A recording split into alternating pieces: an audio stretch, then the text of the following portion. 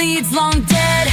Winter's chill had settled in the bone. Another name unsaid. A silent statue, blind and made of stone. But thawing ground gives way to sleeping roots. A whispered tip, a forgotten clue. Dusting off the long forgotten suits. A single thread to pull the story through. The spring equinox brings the scales to bear. Justice marches, truth takes to the air. From frozen silence, a triumphant sound. The verdict's written on the waking ground.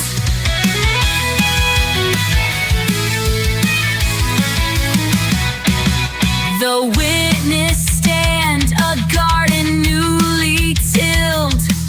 Each memory a seed now forced to grow. The web of lies so carefully distilled begins to fray, the hidden colors show. The spring equinox brings the scales to bear. Justice marches, truth takes to the air. From frozen silence, a triumphant sound. The verdict's written on the waking ground.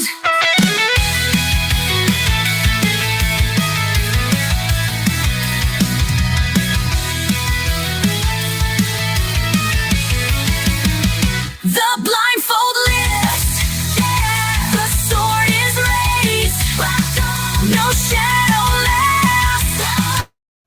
The price is paid. The verdict's written on the waking ground. Justice marches, justice marches. Renewal comes with the turning tide. And in the spring, there's nowhere left to hide. Nowhere left to hide. What do y'all think about that? Things that are hidden in the Idaho 4 case. I will tell you, we have got a lot going on here today. We're not looking at what was said. We're looking at what wasn't said. Because one of the most talked about cases in history, one name sits quietly in the background. Bethany Funk. Yes, folks. Bethany Funk. Not center stage, not heavily quoted, not fully explained, just mentioned, just enough to make you stop and ask, why? Why is one surviving roommate detailed while the other is almost invisible? And more importantly, what does she know that we don't? Welcome to Phoenix Talks. I'm your host, Phoenix. Tonight, we question the silence. We question the silence. I'm going to welcome you all in. Caleb, hello. Amanda, good to see you guys. Let's go. K-Kaz girl, hello. TGIF to every single one of you. Good to see you here. How are you guys enjoying the weather where you're at today? Is it spring? Is it hot? Good afternoon, Scout. Dina, good to see you. Donna Rosa, hello. OG's in the house. Patty, multiples mamas. I've been crying, sobbing, upset. I know this will distract me and keep me from falling apart. I don't know why you're sobbing or crying or upset, but I hope and pray that you find peace. I know you were probably got your hands full. I support you. I support you. Just know that you are seen and heard. Legal Swag, welcome in. Welcome in. hit the twice. You are awesome. Swipe out, hit the thumbs up, swipe back in. You haven't missed anything yet. All right. We are praying for you. We are hoping and sending good well wishes, good vibes, happy thoughts. Yes, we do have the trendiest mods. I am so blessed to have the mods that we have. And I have had to make a delay. I am going to announce a new mod for our channel.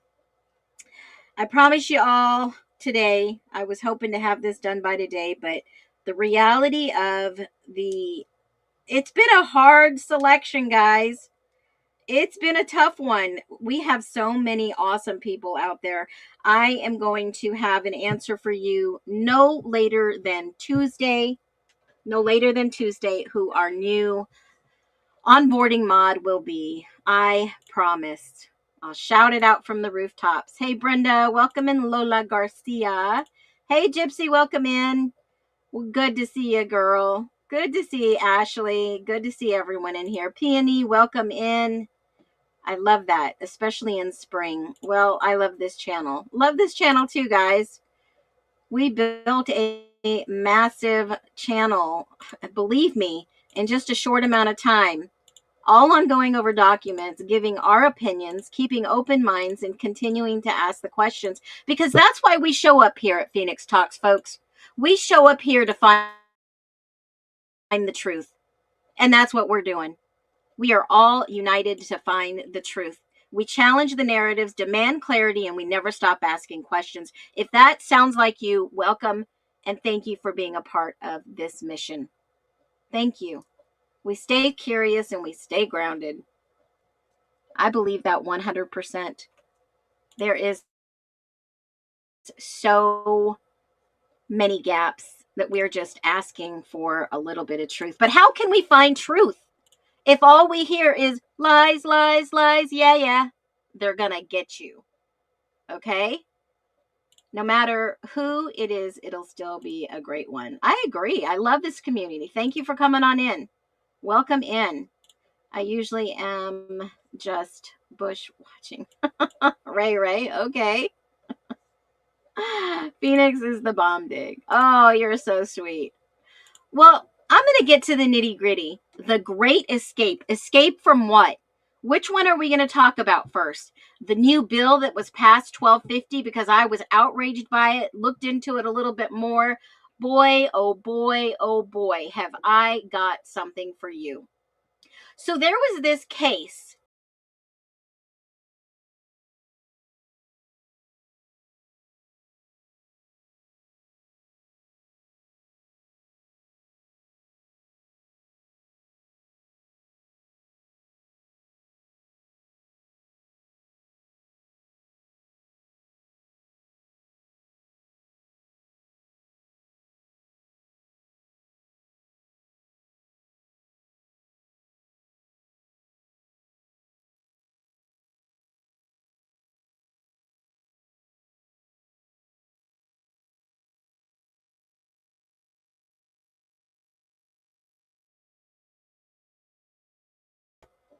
Okay, here I am. Can you hear me now?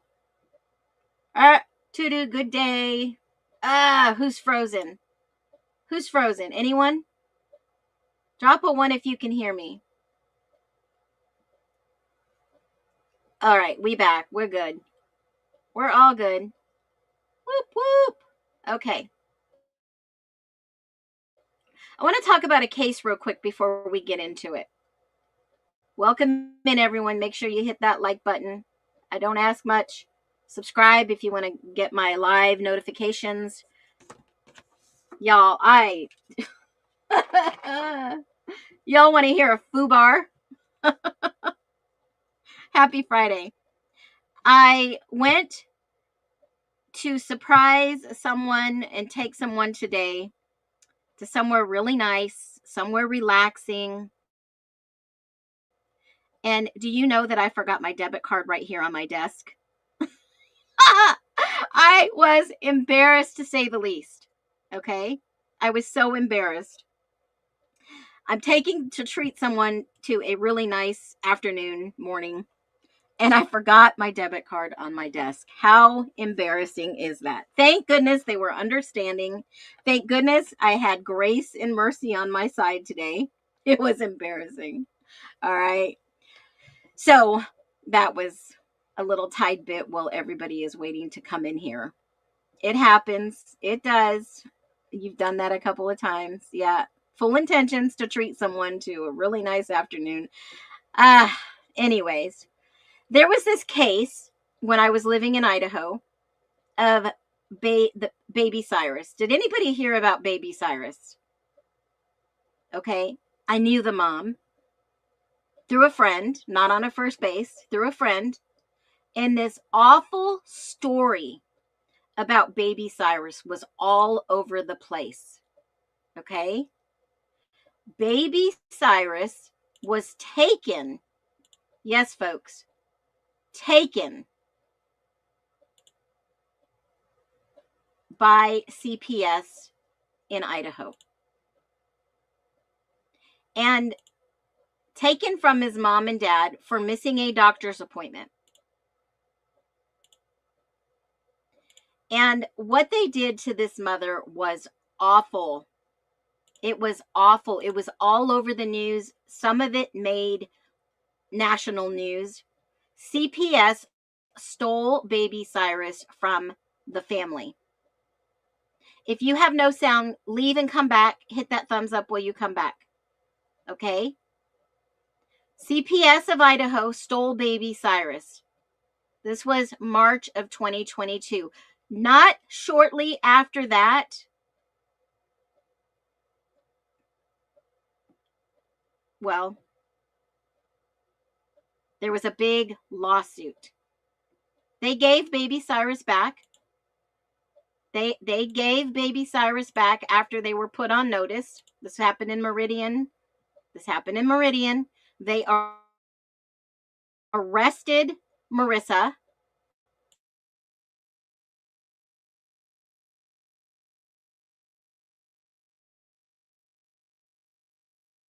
Removed. Let's watch.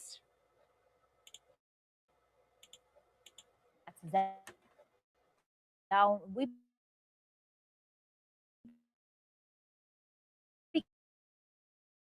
begin with this new details on the sister's claim.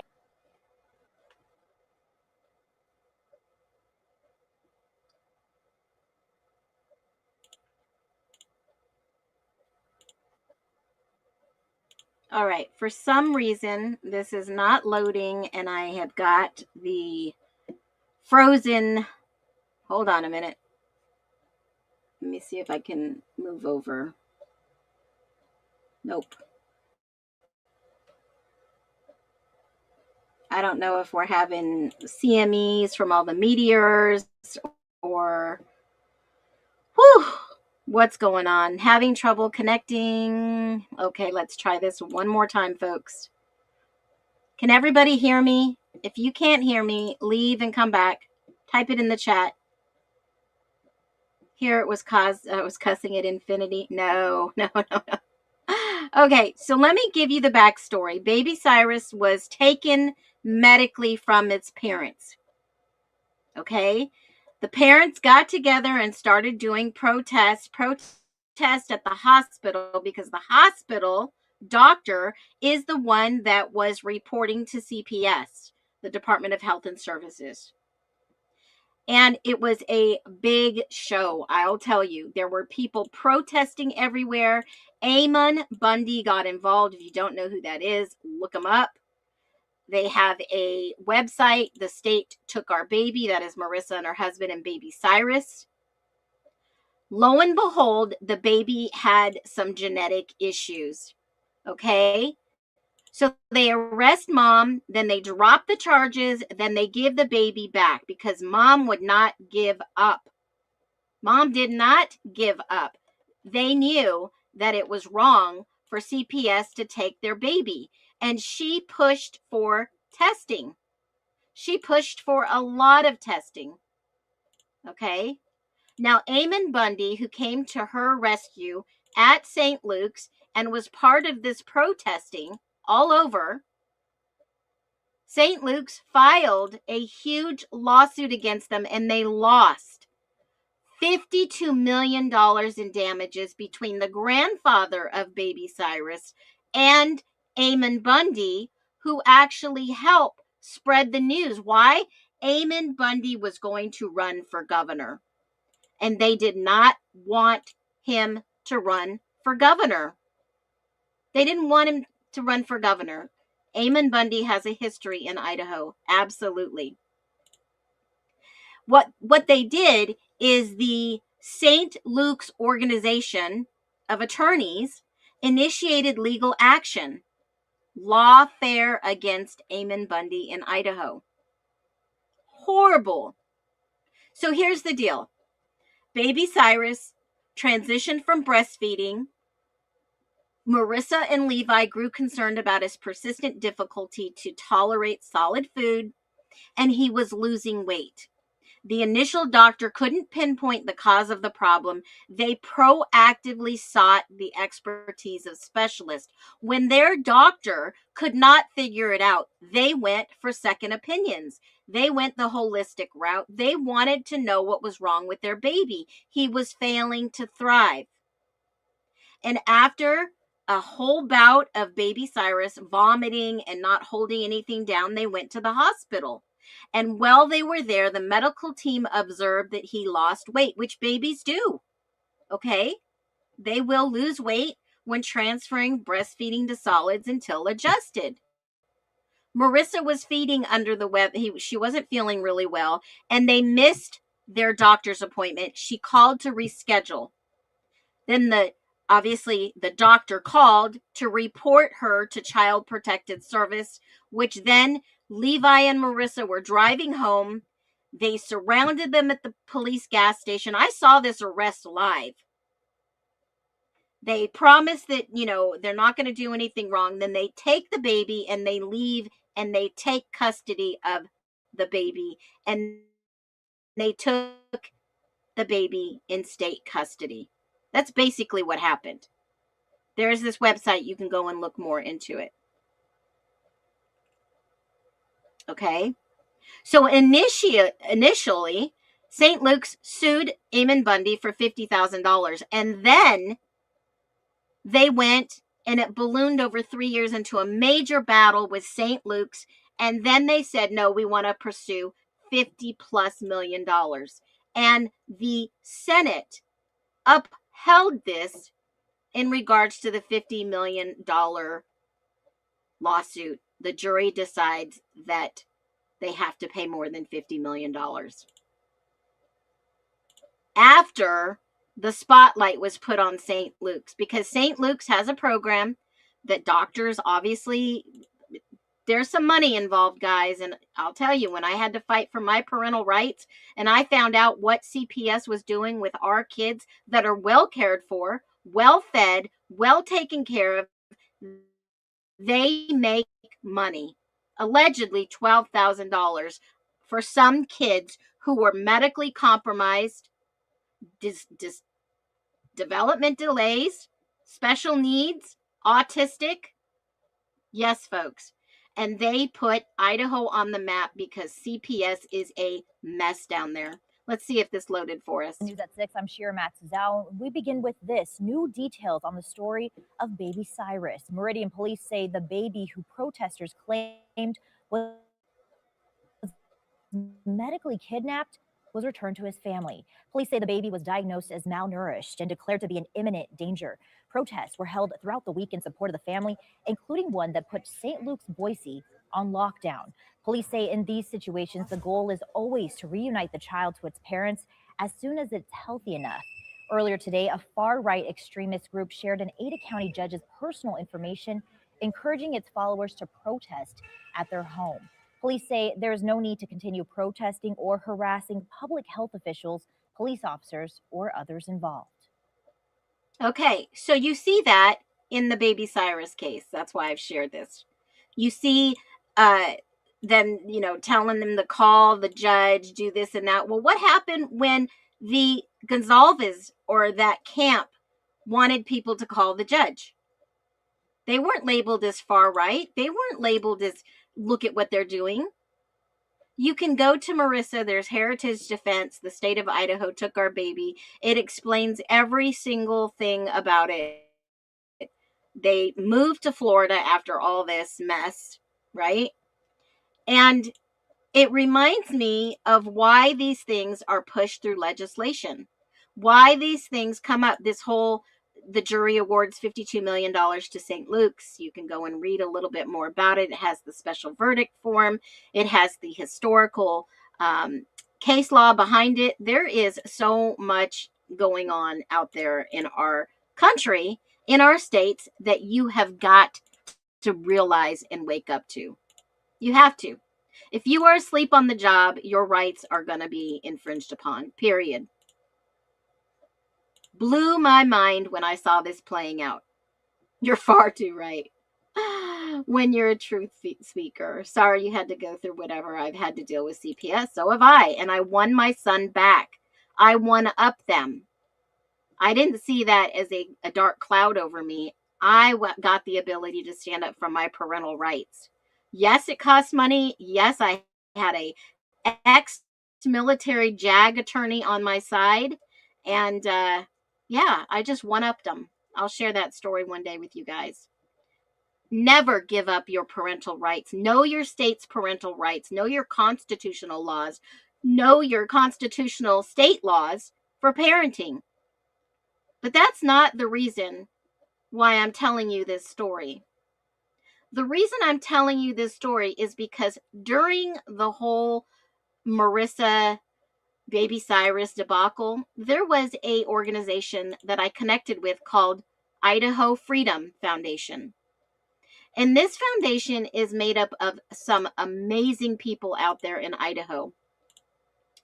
And they write news articles and they share every bill that's going up in the House. They share information like no tomorrow. So if you think this bill 1280 just popped up overnight because of the Idaho 4, I want you to think again. When I'm about to show you what's going to break this thing open, you're going to see behind the scenes. All you have to do is research something. Idaho Freedom in February 8th of 22 explained what Bill 1250 was about. To designate custodians for the management of public records request. This, and here, I will give you this link because I'm all about citing. I'm all about giving you the information so you can look for yourself. You can look for yourselves. Yes, they do. They put them in Airbnbs and bill it back to the state with some kids under no supervision.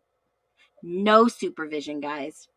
I watched a lady in Oregon. I watched a lady in Washington have her children taken away from her. Fought like hell, especially medical reasons. The daughter had cancer. They wanted to take her away because she wanted to find alternative cancer treatment. They wouldn't go through the treatment they wanted her to. We should have medical freedom. I'm all about that.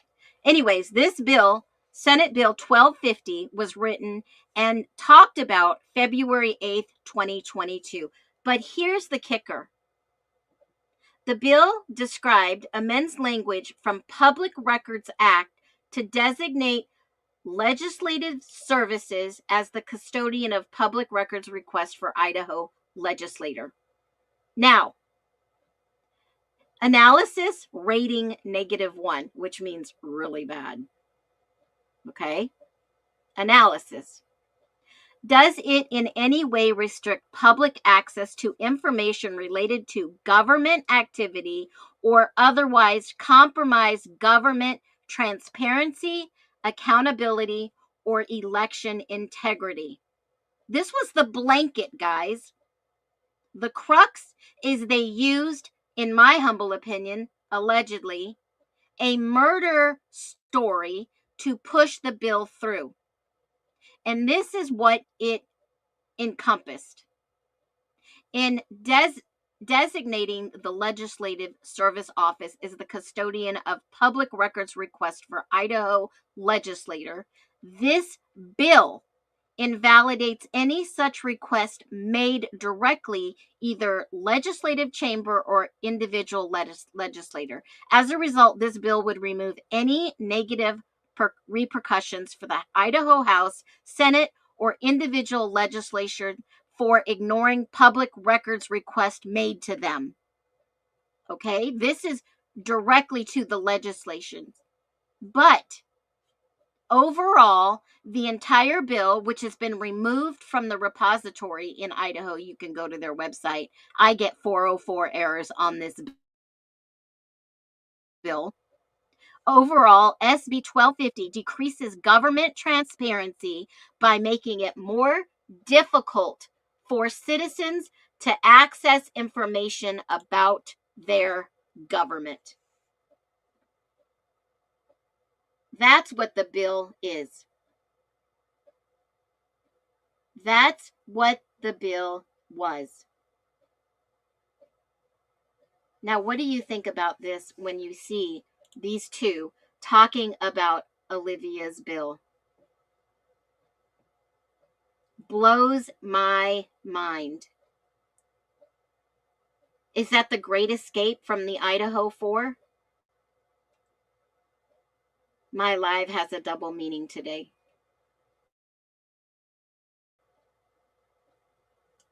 %. Yep, giving themselves total immunity, total control. We the people doesn't matter in Idaho. They're charging for records, and they're saying that it's the time involved for the electronically send them to you, yada, yada, yada. They're making sure nobody in this case can be charged for any crimes of cover up or RICO. This would be probably, in my humble opinion, alleged RICO. It's a networking. It's more than two people working together, just like MPD. Well, they could use the privacy clause. The privacy clause. They have to ensure that they make sure that they say Brian Koberger did this 100%. They can't have any doubts because of the lawsuit pending. It's money, guys. It's money. Chapins don't be, yeah, well, I mean, we're a good observation. We are good observers here. Now, what's the other connotation to the Great Escape? Well, we saw it play out in court. Let me go backwards. I think this will be fun to go backwards from what I have for you.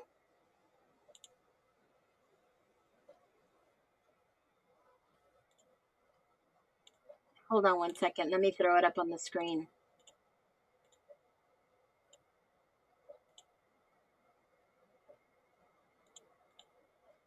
Here we go. See if it'll load.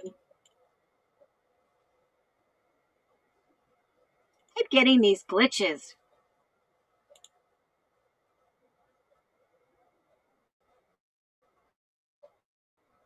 All right, here we go. Now remember, in court, the silent person in this case, the most silent person in this case, Bethany Funk. Would you all agree that she was the most silent person in this case? Drop a 1. I need you with me tonight, chat. I need you to listen. I need you to comprehend what I'm telling you. This is going to be huge.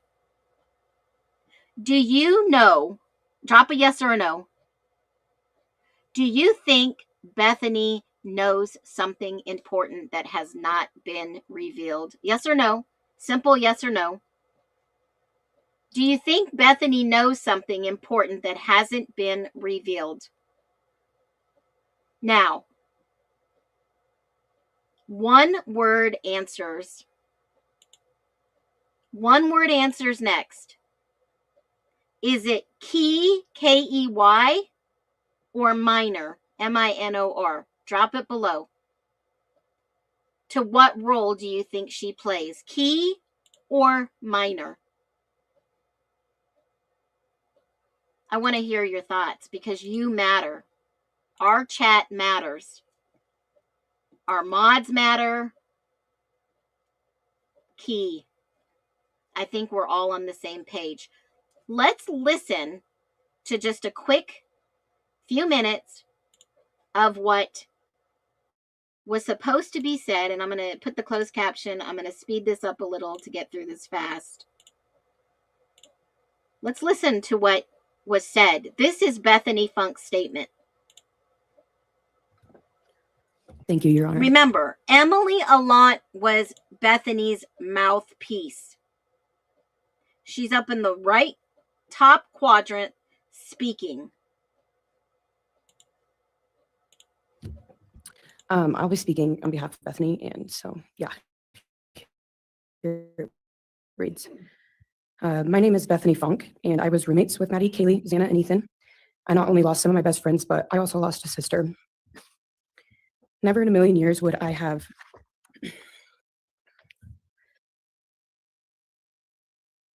I don't know if Emily read this beforehand, but listen to her sounds. I'm going to turn it up a little. Sister. Never in a million years would I have...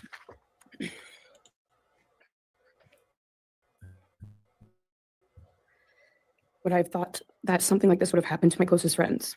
I thought that we were going to wake up and go upstairs, see them and tell them how they had scared us and that they were going to tease us about how we were constantly scaredy cats. Who was going to tease them? I thought we were going to wake up, go upstairs. Okay, who? Who is she talking about? I thought that we were going to wake up and go upstairs, see them and tell them how they had scared us. Who scared them? And that they were going to tease us about how we were constantly scaredy cats. And make jokes about it as we would go to Taco Bell like always. But sadly, that is not what happened and what turned out to be my worst nightmare. Bethany was the one that said she saw Xana. Bethany was the one in her statement that said she saw Xana. I never read that she saw Ethan. When I first woke up that morning, I had no idea what happened. I woke up around 7 with a terrible toothache, so I called my dad, who is a dentist, and he asked what I should do. He told me to take Advil, so I did, and I went back to sleep. I was still out of it and still didn't know what happened. If I had known, I of course would have... But she said she saw Xana in all black. She saw Xana on the floor. She saw a firecracker or something that looked like a flashing light. She saw this and that, but she figured it was just a prank. Maybe they were playing a game. I don't know about you, but my friends, if my friends played pranks like that, they would not be my friends. Called 911 right away. Of course I would have called 911 right away. Of course. Of course. I still carry so much regret and guilt for not knowing what had happened. Why regret and guilt for not knowing if she saw all this? And not calling right away, even though I understand it wouldn't have changed anything, not even if the paramedics had been right outside the door. I was so frantic that morning and scared to death, not knowing what had happened. And when I made the 911 That call, guilt to me sounds more like shame.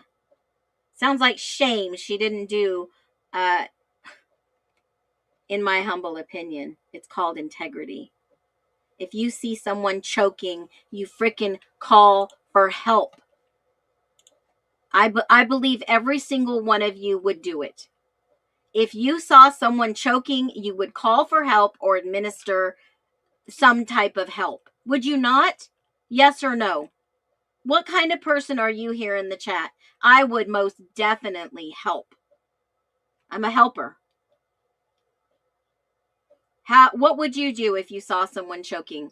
Yes, you would help, Gypsy. I believe you. Yes, Patty, I believe you. Dina, I do believe you would help. It's a duty. Good Samaritan. Yes, Brenda, absolutely help. Yes, multiple mamas. We're parents. We help people. Intervene immediately.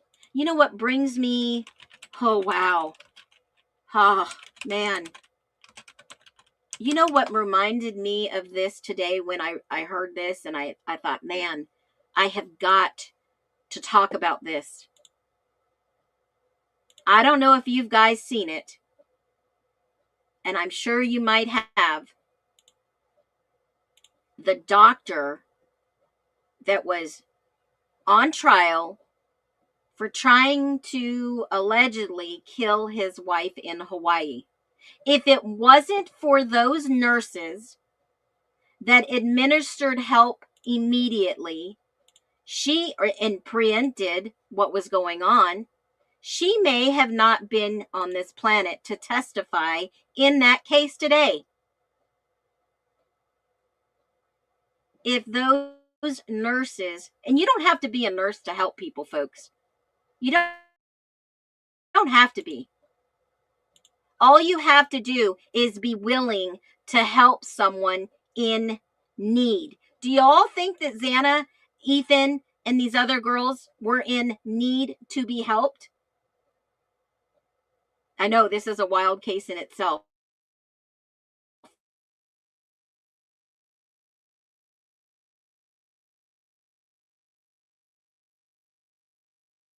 I couldn't even get out the words. And from then on, I don't remember a thing. It was like my brain wiped that whole memory. That was the worst day of my life. And I know it always will be.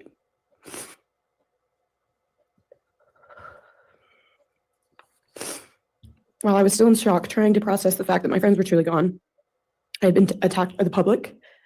I was grieving, numb, and unsure of what had happened was even real. And at the same time, I was getting flooded with death threats and hateful messages from people who did She didn't know if not know me at all. She didn't know if it was real. What? Just like Dylan? Happened was even real. And at the same time, What happened was even real. How did she know what happened? I was getting flooded with death threats and hateful messages from people who did not know me at all or know. Probably because they came up with the same logic. Why didn't you call 911? Why didn't you help your friends if something went down? If Hunter was banging on the door to see what was going on, where were all the other friends? You know, per Steve Goncalves, I shared that with you today. I've shared it with you several times at 2:15. He says that Hunter was knocking on the door. I'm going to show this till the cows come home. Hunter tell you that he was able to open the door to Xana's room and witness Xana and Ethan in there? He told me that he went to the door and he was trying to go through that door and he was trying to figure out what was going on in there. It's kind of like what you're hearing with that audio. He announced himself. He said, "Hey, I'm here. What's going on?" But they didn't respond. And he went in there, he seen something. And I think around 2:15, you hear when somebody truly sees something. Like, you got to remember 2:15, when someone truly sees something. What did these people see that no one will talk? They're in silence mode, mute. there's blankets, there's covers, there's the bed. So this person, they could have totally been covered up to where you just flip that blanket over and then all of a sudden you understand the impact of what really, really happened. They're not. Steve, are you telling us the truth or is this a made-up story? I know that you were told this story. This is secondhand hearsay. Hunter has never spoken of what he saw. That is a frozen skeleton that we see in Hunter. Sleeping anymore. It is what it is. And you hear kind of like a roar, like a painful roar. And like a painful roar of finding someone that is dead and mutilated.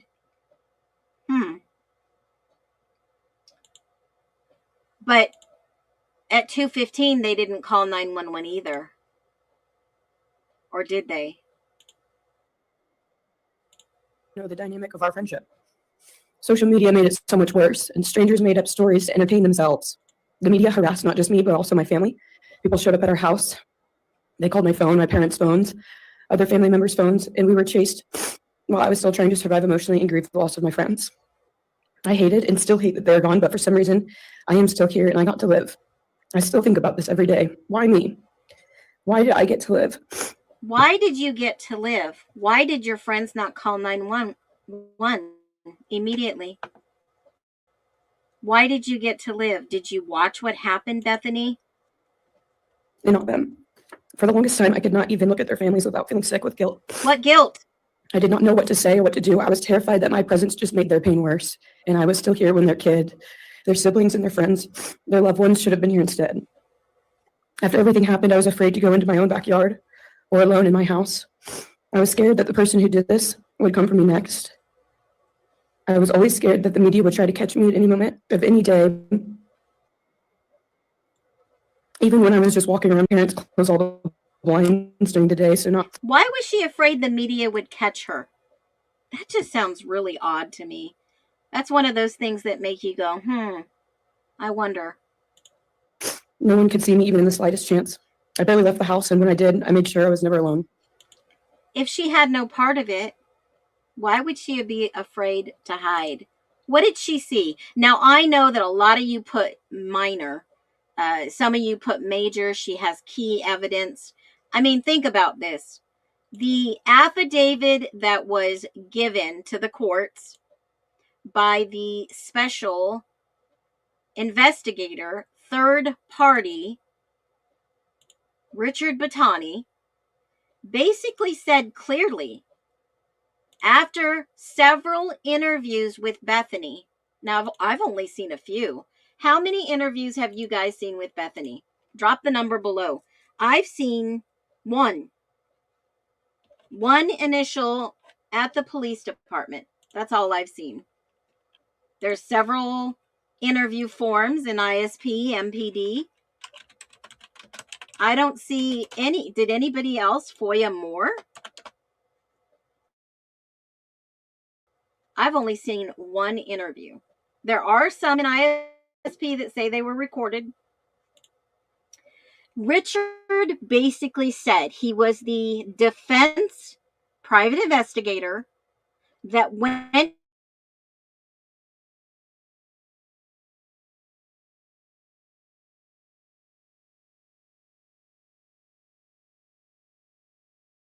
to go and look and see fence.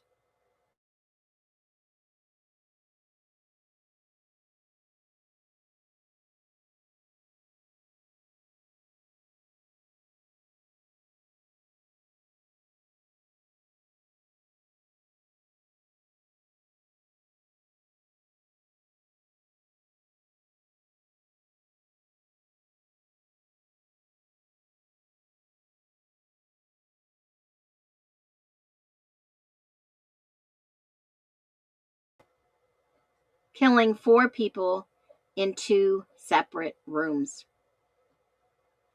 The people killed were located in 2 bedrooms, one on the 2nd floor and the other on the 3rd floor. Bethany's room was on the 1st floor. The other surviving roommate's bedroom was on the 2nd floor. Bethany was interviewed several times by police. She disclosed things and heard and things she saw. What were those things? Bethany was present at the home 8 hours later when the police were called, arrived on scene, and discovered the homicides. In the statement, it says she saw Xana. During the course of my investigation, this is Richard Bethany, It became known to me that Bethany Funks has information material to the charges against Mr. Koberger, proportions of information Mrs. Funk has exculpatory to the defendant. Mrs. Funk information is unique to her experience and cannot be provided by another witness. She lives in Nevada. Your Honor, tell her to come to Idaho.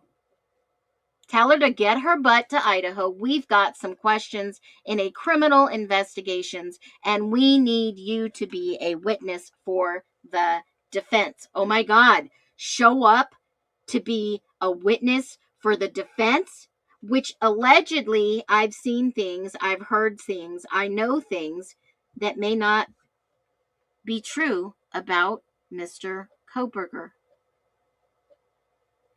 Wow. Wow. Yeah, I showed you photos by the lake in 2024. I've showed you all kinds of stuff, guys. It's out there to be found. Totally out there to be found. And what does exculpatory evidence mean? What does it mean? Well,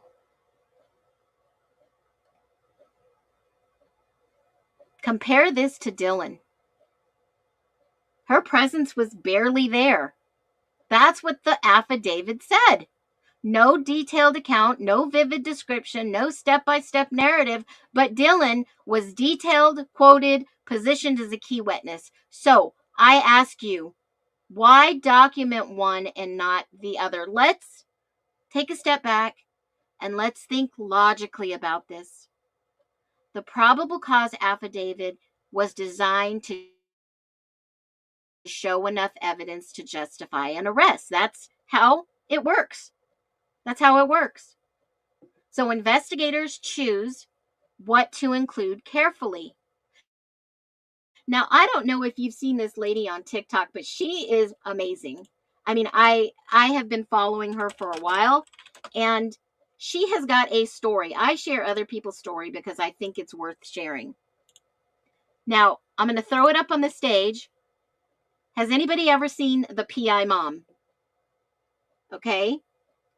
She was arrested because someone went to the magistrate and gave an account.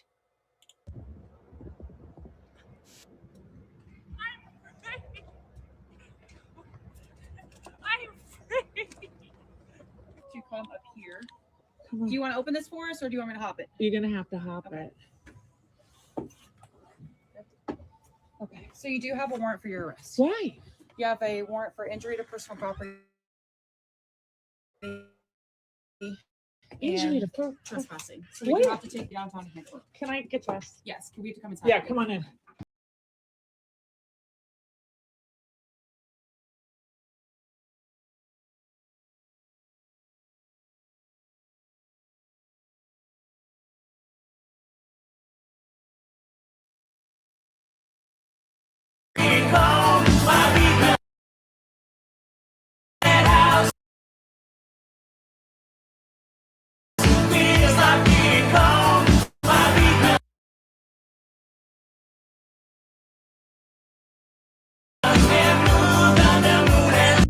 No investigation, no context, just a warrant. One statement can trigger an entire process.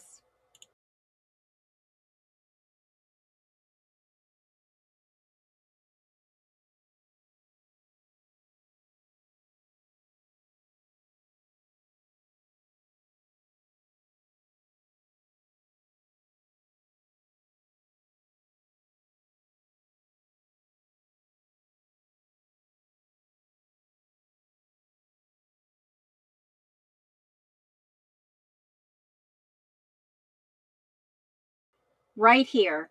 Her B2 neighbor in an area which is deemed not business, FEMA dangerous, it's not zoned for business. She found out her neighbor was doing that. This is her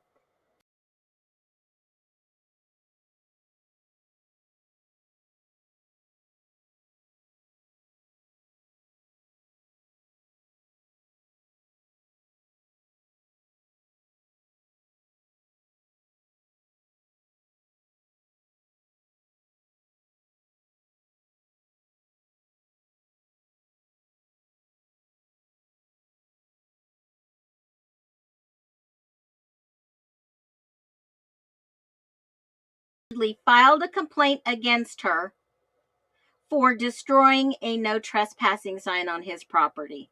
He went down and filed a complaint against her because she has been exposing the corruption happening all around her home. The sheriffs came there a while ago, tried to trip her up. She's got proof of evidence of all these incidents, all of them.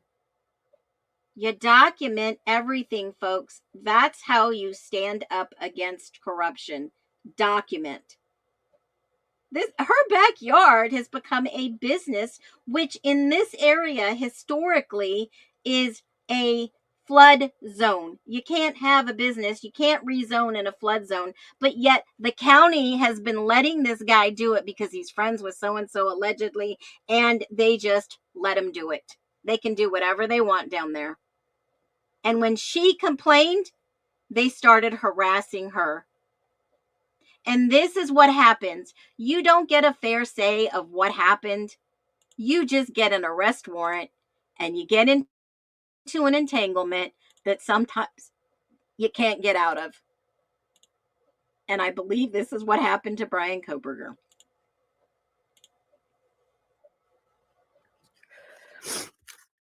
I slept in my parents' room for almost a year. I made them double lock every door, set no alarm, and still check everywhere in the room. Just Oh my God, this man has been in jail for 3 years, Bethany, and you have exculpatory evidence that could free this man, but you've chosen to stay silent, and you have it in writing that you won't be prosecuted or arrested in Idaho, but you still can't, after all these years, do the right thing. It's going to catch up with you. Clause provides in all. Sorry. I just absolutely clicked off the wrong one. Here's the defendant's rights to exculpatory evidence. Just in case you don't know. It is a feature of our criminal justice system that each defendant must receive a fair trial. For that to happen, the defendant's attorney must have access to appropriate potential evidence. To ensure this right, the United States Supreme Court has ruled that prosecutors must disclose exculpatory evidence, which means evidence that tends to demonstrate innocence. This rule was announced in the 1963 case Brady versus Maryland. In that case, John Brady and his companion, Charles Boblet, were accused of robbing and killing another man. They were arrested, tried separately, and each convicted of murder. To avoid the death penalty, Brady killed the victim. To support his client's claim, Brady's defense attorney sought to examine all statements that Boblet made to the prosecutor. Although the prosecutor gave the defense attorney access to these statements, he did not provide him with the one statement dated July 9, 1958, in which Boblet admitted to having committed the murder. Prior to that time, a defendant's rights were only considered violated when a prosecutor behaved in bad faith by intentionally concealing exculpatory evidence or intentionally allowing false testimony at trial. The court's decision in Brady altered the criminal procedure landscape. Although the state prosecutor did not conceal the statement of Boblet out of trickery or intent to deceive, the court reasoned that any concealment of exculpatory evidence violated Brady's right to a fair trial and established the rule prosecutors must turn over, upon request, all favorable evidence that materially relates to a defendant's guilt or appropriate in which punishment. Ann Taylor asked several times. How many times, guys? Look in the court repository. Look, 20-something times she asked for discovery.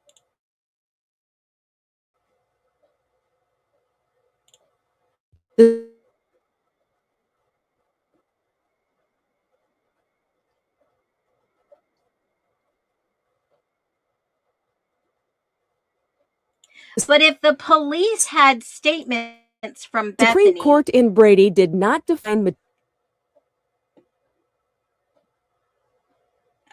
come on. Did I cut out again?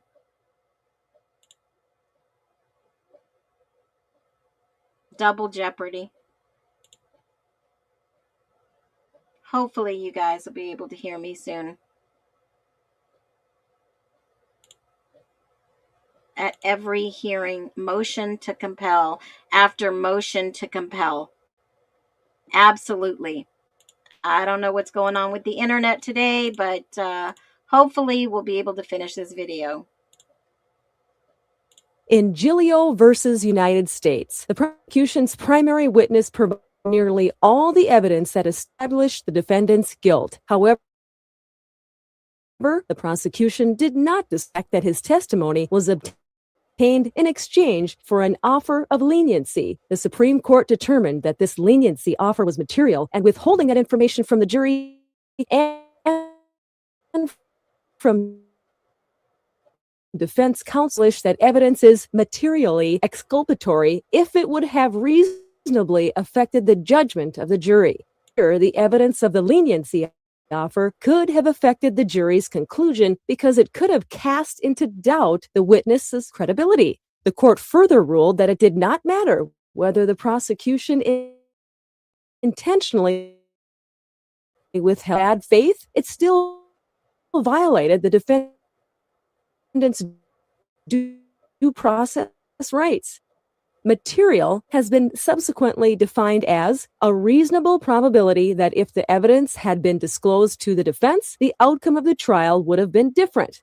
The reasonable probability language must be sufficient to undermine the confidence in the outcome of the case. In United States versus Bagley, the government charged a defendant with firearm and narcotics offenses, and the defendant was eventually convicted of the narcotics offenses. Prosecution did not disclose that the primary witness in the firearm prosecution was a paid informant. This fact, however, was not considered material to the narcotics offense conviction. The court reasoned that there was not a reasonable probability that the outcome of the case would have been different because the informant was only compensated for testimony relating to the firearm offense, which the defendant was acquitted of in any case. The Brady case itself did not set out how a defense attorney's request for materially exculpatory evidence should be worded. Now, however, the Supreme Court has made clear that prosecutors must turn over all materially exculpatory evidence in all circumstances, even when defendants do not ask for the evidence. Some prosecuting agencies issue guidelines on what evidence prosecutors must disclose and how they should disclose it. Other prosecuting agencies have adopted open file policies where the defendant can access a prosecutor's entire case file. There are several possible consequences if a prosecutor does not comply with her obligation. And wasn't that what Anne was asking for? The work notes?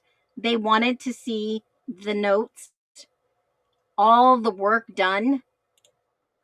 Under Brady, a court can order a new trial if the failure to disclose the information could have made a difference in the initial trial. Second, the prosecutor may face disciplinary action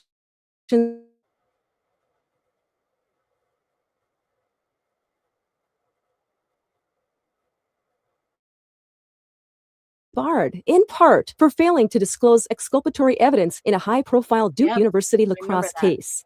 Finally, if a court finds a pattern of Brady violations in a district attorney's office, a prosecuting attorney could be subjected to civil rights lawsuits. Brady versus Maryland is a landmark criminal procedure case that rivals Miranda versus Arizona in importance. It seeks to ensure that criminal defendants enjoy fair opportunities to defend themselves by providing them access to information that tends to show their innocence.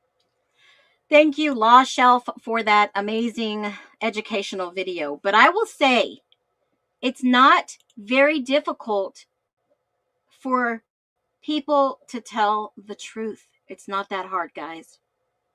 It's not that difficult. Brady Giglio violations were mentioned several times in this case.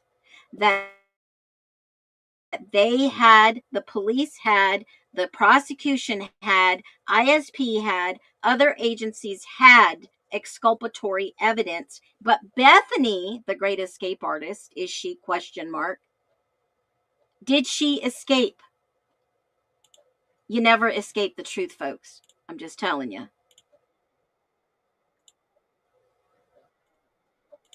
I have not slept through a single night since this happened. I constantly wake up in panics, terrified.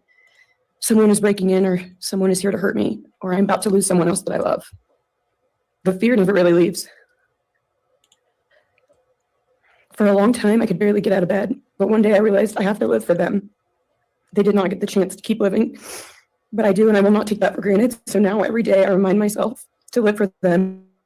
And everything I do it with them in mind.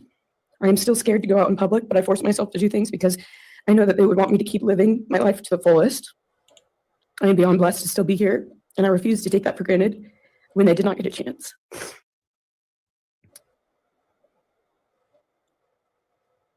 Three months. They lived there for 3 months.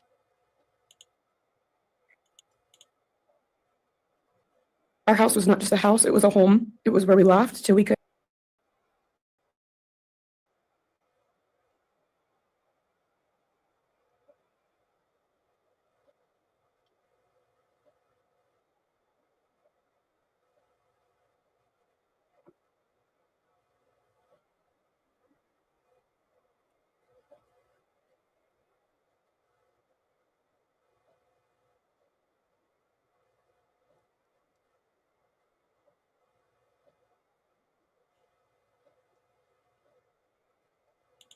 I honestly don't think that Bethany is talking about Maddie or Kaylee.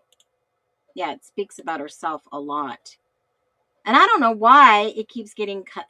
My videos just keep getting cut out. I can only imagine why. Who knows? Maybe it's that UFO up in the sky. But you guys get the gist. You can go on my website or my YouTube. I have that up there. I will drop the link. You can finish watching Bethany. Remember, the one that wanted to go home for Thanksgiving? Here is the link to that video that was, oh no, here it is again. Hold on.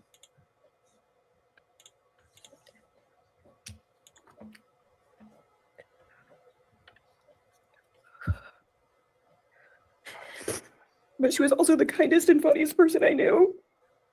Everyone loved her because she made everyone feel so loved. She was just someone you always wanted to be around, no matter the circumstance. One of my favorite days with Xana was when she laid on the couch. When we laid on the couch together all day watching movies and snacking. Or when she, Maddie, and I would go and get margaritas, chips, and salsa. She would also light up a room with her presence alone. Kaylee had the most beautiful, radiant smile. And she was so kind, but also one of the funniest people I've ever known. She loved playing little pranks. And she always had us laughing so hard that we could not breathe. She was so full of energy and life. I really believe that she could have ruled the world if she wanted to, and she would have been America's sweetheart. Then why didn't she call 911? Ethan was the sweetest, most genuine guy. He was always smiling and always making other people smile too. Ethan was the kind of person you wanted around. He was so kind and easy to talk to, and just so fun. And the way he cared for Xana was truly something to admire. And really was proof that storybook love and true romances really do exist. It was not only obvious to me, but everyone that was around Ethan and Xana that they were absolute soulmates. Okay, so, wow, this video. So we leave, you know, you guys have seen this famous Can I Go Home for Thanksgiving video. You can go watch it on Law and Crime, where they start interviewing her and she's got a lot to say. They pull her away from the crowd because it's odd. It's like she was being prompted to say certain things. So he pulls her away, moves her over closer to the car, and starts to interview her. Talking to a lot of people, retelling the same story. So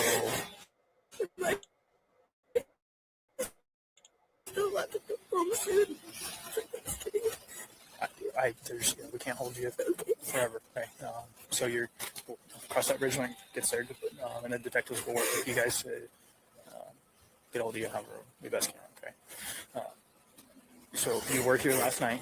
So you were here last night. What time frame? Through now. Were you here the whole time? Yeah, pretty much. Pretty much. Okay. What time did you get here last night? Can I check? Yeah. While you do that, I'll turn off my lights here. I'll be right back. Dude, I forgot you were in the car. I forgot you were here, man. Do you still want to hang out here? I just want to know what's going on. Yeah. I don't know how much I'm allowed to disclose right now. We're processing what's going on in the scene. As soon as we know for sure, we can tell you guys what's going on. So he tells him an update, goes back to Bethany. 124 you got here? Okay, what was going on at about 124? 124 she got there. 124. So if you know, Mr. G told us the truth about the 215, you know, the video that I keep To sharing. tell you that he was able to open the door to I'm gonna Xana's share room that and to witness the cows come home. Anyways, if that is true at 215, then Bethany is placed right at this scene. You and okay. Watching Vampire Diaries. No, they swapped Bethany. This is Bethany. Yeah. Then they bring back her. You. Dylan. And then Listen to the little alleged squirrel voice. she's just one of my friends.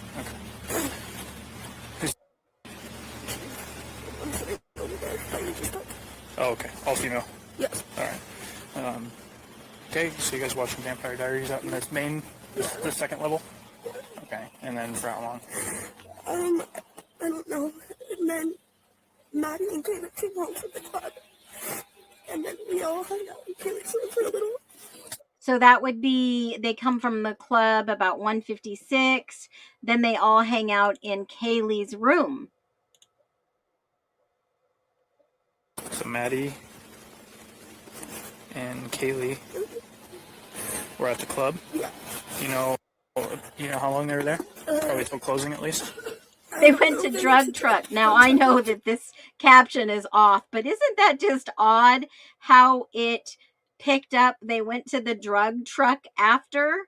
I mean, a lot of people have said that this place hands out allegedly other things, but I just thought that was odd that the closed caption picked up they went to the drug truck after. I mean, sometimes you just gotta laugh at these videos and the captions, y'all. I just can't some days.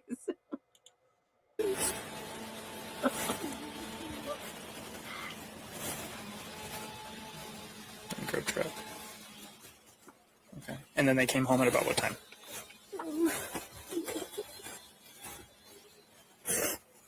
It's okay. You're doing great. Let me look at the script.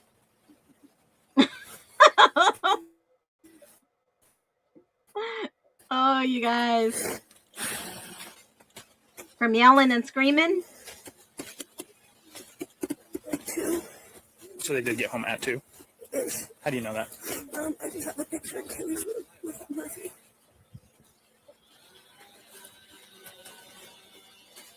They took a picture at 2. How odd.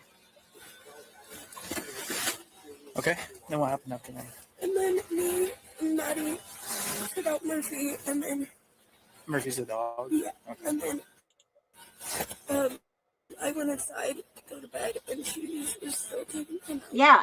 So Dylan is over there sitting with the other group right now while Bethany's talking.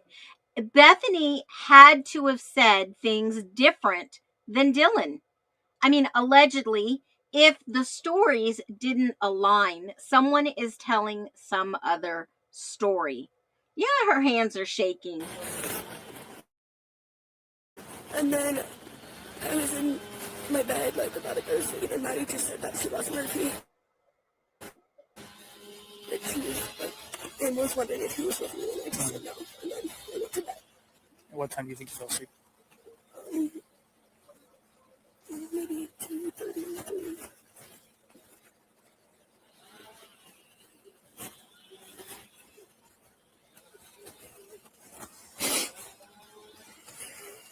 Okay. What time did you wake up at all between 2 and? I heard something like loud and Brady like bark.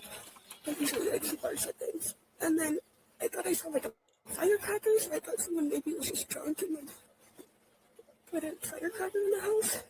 But I wasn't even really sure because I was kind of still asleep, so I wasn't sure if it was like real.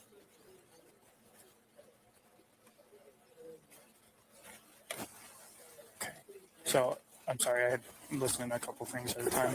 Yeah. Loud, you thought you saw a firecracker because of a quick flash? Yeah, through like my door, but I was like still half asleep, so I don't know if it was like. So you can go and watch that. I dropped the link. There's some things in here I'm going to talk about on my next stream, especially about this. But let me do this real quick. So we get through this, goes home for Thanksgiving, moves back to Reno, Nevada. This is where things shift from quiet to loud because the defense for Brian Kohberger issues a subpoena. They want Bethany to testify. I showed you that. And not just casually, they argue she has exculpatory information, meaning from the little video I showed you, information that can help the defense. Now, this is not a small claim. That's not a she may be helpful. This is a potentially case impacting evidence. But then Bethany's hired legal team pushes back, and they push back hard. They argue trauma, emotional distress, burden of testifying, and they try to limit or stop it. Now we have tension. Defense says, hey, she's important. Her lawyers say, protect her. If her info wasn't important, would there even be a fight to get her back to Idaho to testify? Everyone was putting the brakes on testifying. Everyone. Logically, if Bethany has something exculpatory, it shifts the narrative.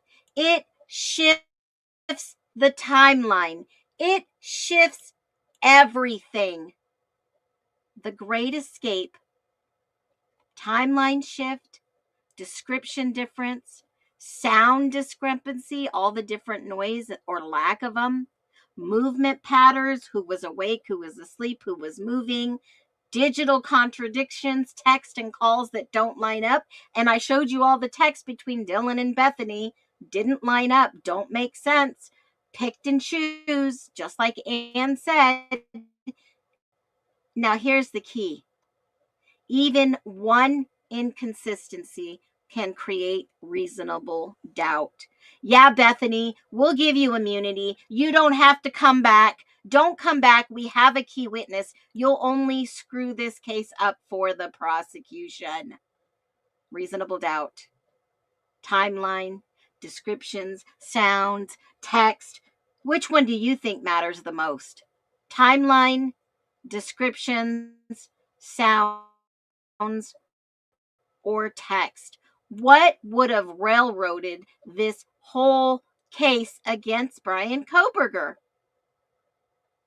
Okay, so let's zoom out a little bit. Let's look at it from a 10,000 foot view. We've got Dylan Mortensen front and center.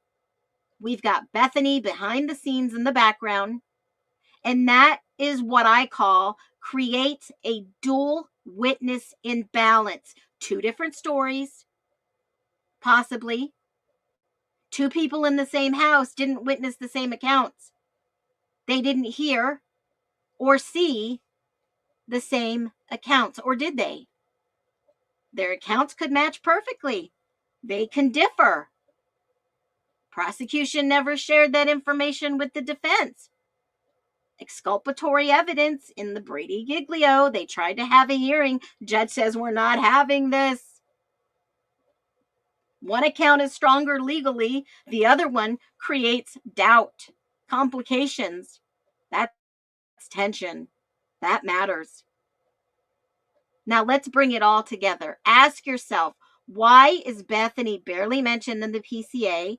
Why did the defense fight to hear from her? Why did the legal team fight to protect her? Why did Idaho give her immunity, not to be punished, arrested, charged criminally, whatever? And the biggest one, what information exists that the public hasn't seen that can be possibly exculpatory? Because, folks, in cases like this, it's not just about what's presented. It's about what's missing, what's hidden, what's locked away. Sometimes the loudest part of a case isn't the evidence. It isn't the silence. It's the gaps and missing pieces, just like the court thing that we were reviewing, just like Nancy Guthrie. There's so much missing, right? It's not a clear-cut kidnapping missing. I mean, come on. Savannah Guthrie's worth $40 million. Her brother, retired Air Force jet pilot, whatever he is, 20 years in the service, used to military operations, worth about $5 million. Her sister Annie, $100,000. There's more to the story. The gaps, the missing pieces, the names that appear but don't speak. Bethany Funk is one of those names. Not because we know everything about her, because we honestly don't. And not what the defense says she's holding something important. That's not noise. That's a signal, a sign. What do I say to that? Well, it's Phoenix Talks, number one. I've always got something to say. I'll say it if it needs to be said. I'm not afraid to say it. But I will say this. All right, y'all, you know what time it is. Breaking it down with the signs and the symbols.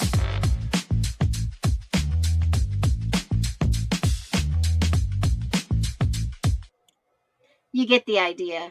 You see the signs, you see the signals, you see the red flags.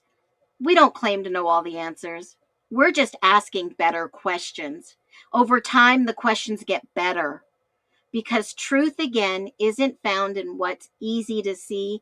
It's found in what people overlook, what people don't look at in numbers, what people don't look at in videos. And that's all I've done, is to bring it to your attention. It only needs one person to focus on this case. It's not my fault there's many people watching me. It's not my fault there's many people talking about all the missing misinformation, all the typos. That's not my fault. I'm just reading the court documents that were provided, watching videos, saying, hey, let's not overlook anything. What do y'all say to that? Now I'm going to leave you with the dumbest ever. I'm going to have a daily, the dumbest criminal for you. Okay? I made a video today. You guys, Pima County Sheriff. If you haven't heard this, I'm going to tell it to you.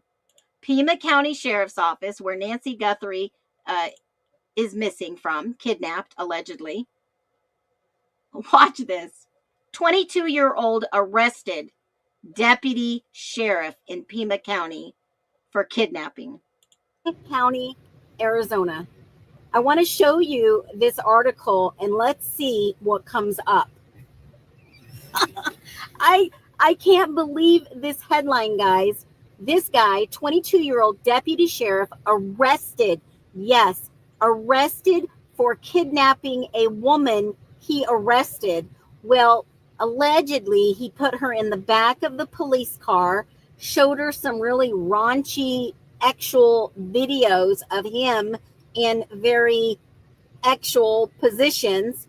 And then the woman said that he did X, Y, and Z. They shared a vape. He talked and said he would help her with her case, yada, yada, yada. Well, he was arrested today in Pima County. I'm going to follow this case. I'll give you all the details. This is wild, folks. And yes, this is the county where Nancy Guthrie was allegedly kidnapped from this sheriff deputy jurisdiction. What are your thoughts on this? I'll give you more details. And per this article, his peers, obviously investigators, reviewed surveillance inside the car and saw exactly what was going on for 2 hours. approximately 2 hours, guys. This is wild. Stay tuned. Pima County, Arizona. Okay, so right in the backyard, pretty dumb, I agree. There was a video I wanted to show tonight real quick before we go. I know that this case has been wild, and every single day something new is uncovered. I did some digging into the Baylor University in regards to Kristen Middleman, who was actually born in Greece. Yes, she went to school at Baylor. Yes, there is. I'm going to drop this news story so that you guys have access to this yourself. This is wild in regards to Othram Labs. It gives you the background. I told you about the Florida company a while ago. This whole legislative support is wild. Middleman was basically helping Florida and other states nationwide to bring genetic genealogy to the forefront. Finding money in funding for genetic genealogy searches to solve cold cases, okay? But the funding is what is happening. Federal legislation. Federal, guys. This is huge. This marries the criminal profiling. It goes into her background. She hardly spoke English. She met Middleton. Both of them married at Baylor. They got married. And they started this company in Houston.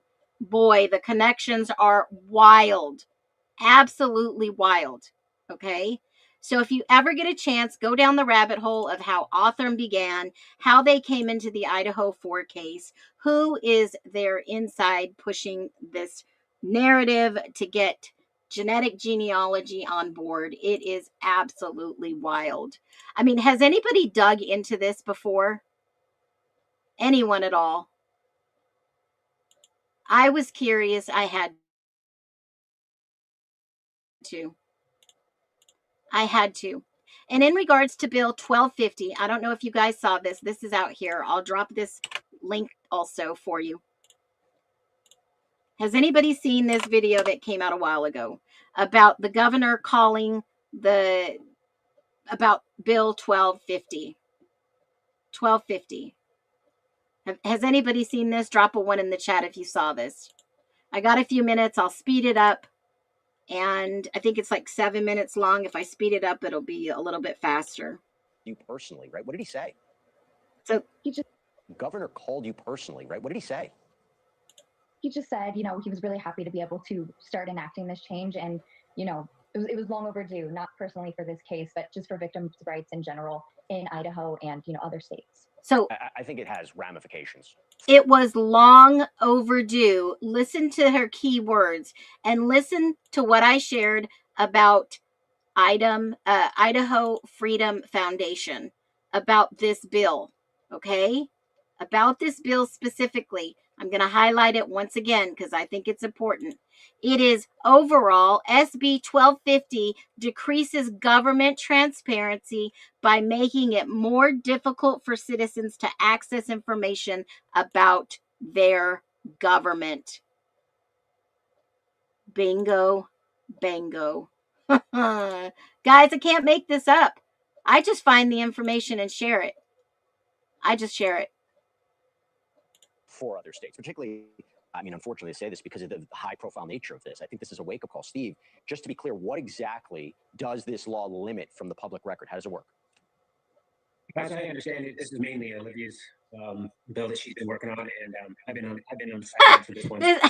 This is Olivia's bill she's been working on since February of 22. Steve, do you not think people are going to look into everything? Body, it protects that. It basically says it's still going to be used in court of law and all that. It's just not something that gets released to the general public. Freedom of information. There's certain things that are just not evidence, and that's kind of what we're taking. I mean, we didn't even have a court case; it was a plea. So we see that this is something that is like common courtesy for a family that went through something like this. That we don't drag us through this. And Olivia, to be clear, if a family wants to request the photos for whatever reason, they could still. But is there some limitations to that? So it goes with the familial hierarchy. So it's surviving spouse, adult children, parents, siblings, grandparents, and it has to go in that order. They can't jump the line. But there's no limitations on, getting access. Olivia, were you getting pushback? Was anybody saying, I don't agree with this, I think this is a problem? Because I imagine the argument would be, critics would say, hey, listen, the public, news, we have a right to public access to all details about this case, no matter what it is. Were you receiving that kind of pushback? And what would you say to critics who say that? Yeah, so I actually have to give credit to Senator Wintrow. She worked amazingly hand in hand with the press, actually, to make this a very smooth transition and to make it so that this isn't about a lack of transparency. This is about protecting dignity. And for those who Wait a minute. very Wait a minute. She just it came out of her own mouth, guys. Listen to this. Wait a minute. I got to go back a little bit more. Creditor to Senator Winslow. And to make it so that this isn't about a lack of transparency. This is about protecting dignity. And for those who would have a problem with this very uncontroversial bill. Uncontroversial? Maybe you should just reconsider why you feel entitled to view photos. Believe me, I don't want to view pictures of your sister or any other victim in their state of death during a criminal investigation. However, with that being said, I am not okay with the law limiting transparency. Body. Yeah.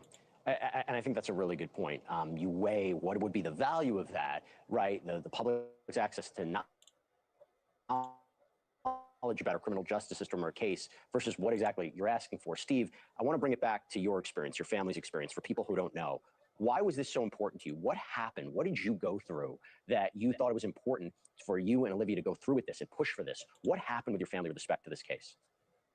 Well, there was times where we weren't sure who was defending us and who we were going after. And we reached out to our legislators and we just thought to ourselves, we got to make it better than this. The system shouldn't be set up in a way that a family has to go through so many attacks from so many different angles.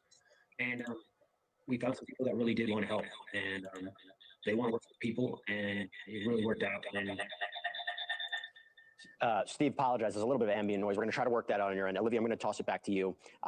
Two questions for you. Are you now going to try to advocate and push for this in other states like we talked about? And B, is this very difficult for you to be a part of, right? This is an incredibly difficult chapter in your whole family's lives, and yet pushing for this, I wonder if it brings up the trauma, brings up the hard memories of what happened. Yeah, absolutely. So to answer your first question, I would love for this to be adopted in any No, state. baby, go sit down. I'm not okay with you coming to my state. Try to come to my state and you will meet opposition left and right. Arizona's not playing with you guys. Decedents' bodies. Some states do, but most do not. And I would say to the legislators of states, it can pass in conservative Idaho unanimously. It can pass in your home state too. And I would also say, on a case like this, it's better to be proactive than reactive. And it's better to try to reduce the harm before the harm has happened. Again, I'm going to give you the website that you can go to and look at the review of this bill that was written February 8th of 2022, way before the Idaho 4 Moscow murders. Nicholas Kleinworth wrote in this bill, overall, you can go and look at all the other bills that they write about, guys. You can go right to their website. That is overall, SB 1250 decreases government transparency by making it more difficult for citizens to access information about their government. Look at all you can go and look at everything they write about. This is about freedom. They go indexes, scorecards, bill analysis. These people are there to help Idahoans, okay? They go and they give reviews on all of this information. You can go right there, even if you're not in Idaho, because if they have any desire, these are the bill Senate ratings. If they have any desire to push a bill in your area, you guys are going to have to learn to stand up. Idaho Freedom Foundation, I have already written them. I asked them to stand up against this bill going into effect in July 1st, 2026. You have got to stand up for your own rights in your state. This is how it begins. They start taking away transparency, access, information. They tell you no.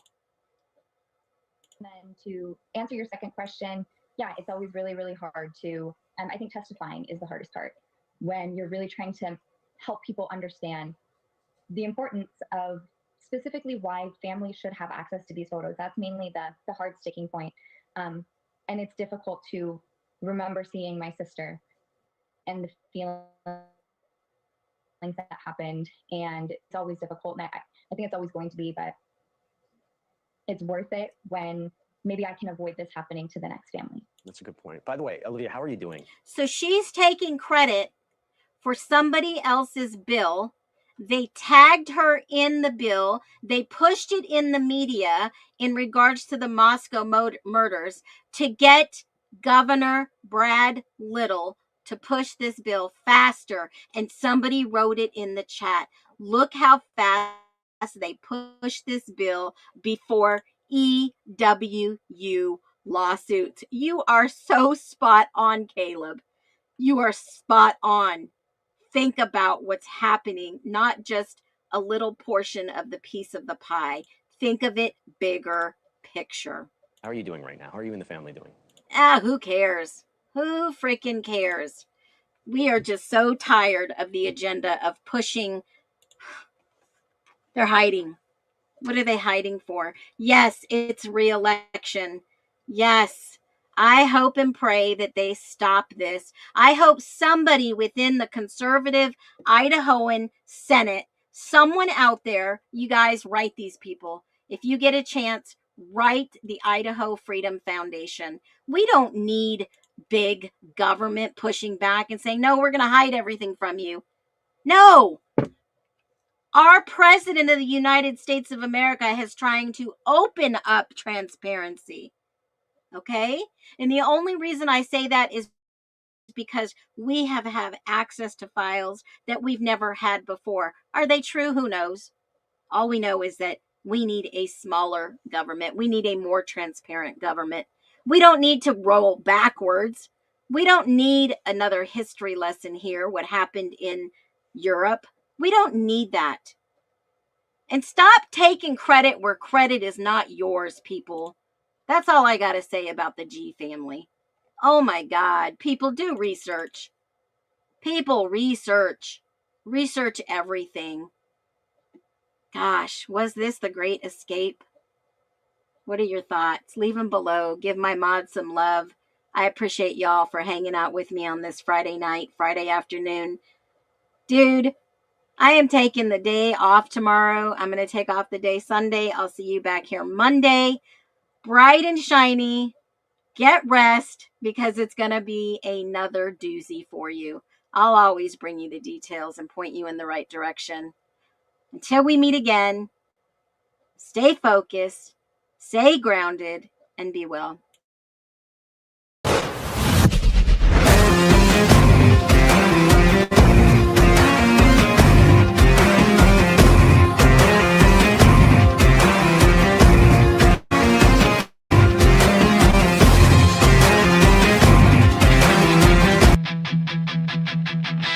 The file was cold, the leads dead. Winter's chill had settled in the bone. Another name unsaid. A silent statue, blind and made of stone. But thawing ground gives way to sleeping roots. A whispered tip, a forgotten clue. Dusting off the long forgotten suits. A single thread to pull the story through.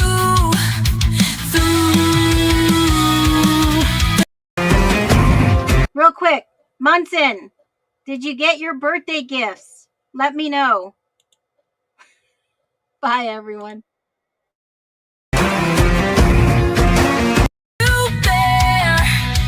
Justice marches, truth takes to the air. From frozen silence, a triumphant sound. The verdict's written on the waking ground. The witness stand, a garden newly tilled. Each memory a seed now forced to grow. The web of lies so carefully distilled begins to fray, the hidden colors show. The spring equinox brings the scales to bear. Justice marches, truth takes to the air. From frozen silence, a triumphant sound. The verdict's written on the waking ground.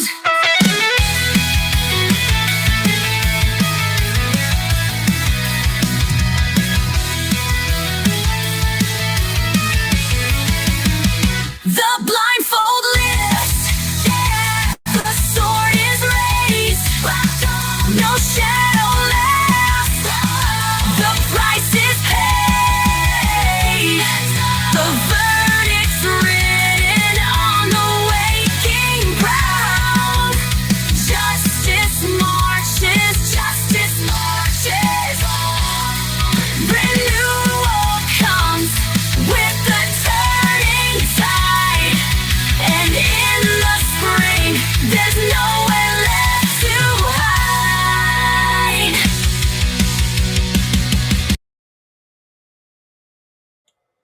Real quick, y'all. Dina had a question up here, or a statement, and I wanted to just come back on here before I leave. In Nancy's case, who's going to kidnap an 84-year-old lady that has a hard time ambulating heart problems and on meds? This case doesn't make sense to me either.